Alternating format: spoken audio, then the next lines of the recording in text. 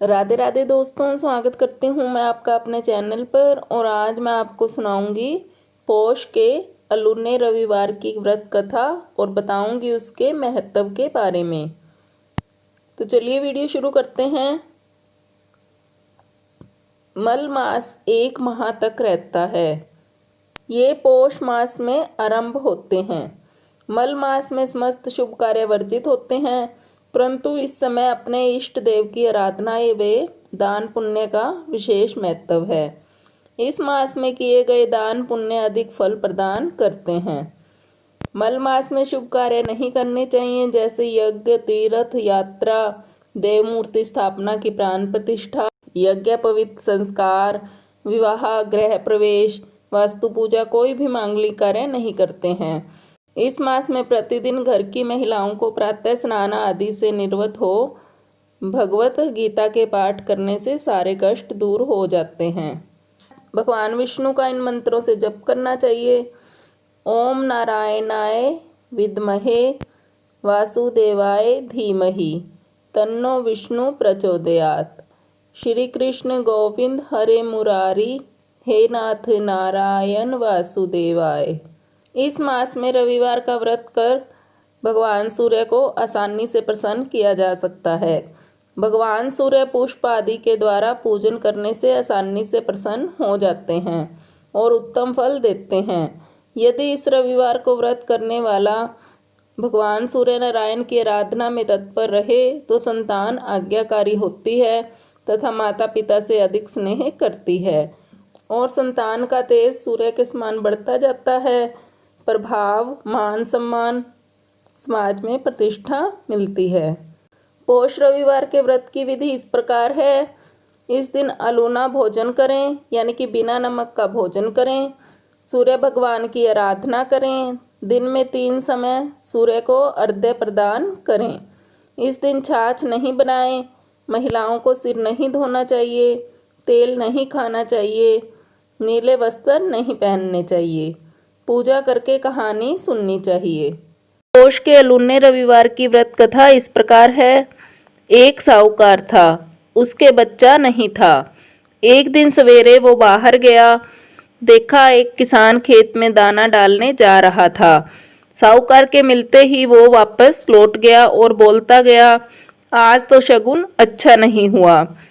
किसान की बात साहूकार ने सुन ली, उसका मुंह उतर गया। उदास मन से जब घर गया तो उसकी पत्नी ने उदासी का कारण पूछा कि आज क्या बात है। साहूकार ने सारी बात बताई तो पत्नी बोली, आज चिड़िया आई तो वे भी बोली, बच्चे नहीं यहाँ तो दाना कहाँ से मिलेगा, कहकर उड़ गई। साहूकार को क्रोध आया। उसी दिन से सूरज भगवान की आराधना करने लगा। 12 वर्ष बीत गए। राणा देजी ने सूरज भगवान से कहा, यह इतने मन से आपकी आराधना करता है, इसकी पुकार सुन लो जी। सूर्य भगवान उसके सामने प्रकट हुए और कहा, तेरे भाग्य में संतान नहीं है, पर मेरे आशीर्वाद से एक कन्या होगी। 9वें महीने एक कन्या ने उनके घर में जन्म लिया। कन्या जब हंसती तो उसके मुख से हीरे मोती गिरते। मालिश वाली आती और हीरे मोती ले जाती। 1 महीने बाद मालिश वाली का आना बंद कर दिया तो उसकी माँ को हीरे मोती मिलने लगे। उनके घर में बहुत धन दौलत हो गई। उसके पिता ने सोचा, लड़की बड़ी हो गई है, इसकी शादी कर देते हैं। उसकी माँ ने कहा, मेरे उठते ही इसका मुंह देखने का नियम है, क्यों ना हम घर जवाई रख लेते हैं। एक गरीब लड़का ढूंढा और उसकी शादी कर दी। शादी के बाद रोज सुबह उसकी माँ उसको उठाने जाती तो लड़के को बुरा लगता, तो लड़की ने प्यार से समझा दिया कि माँ के मेरा मुंह देखने का नियम है।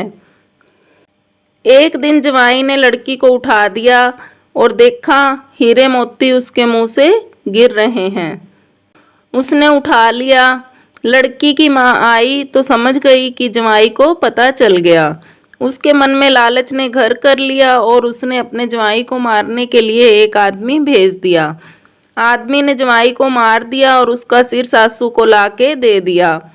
राणा देजी और सूरज भगवान ने सोचा, मारी दी हुई लड़की के पति को मार दिया।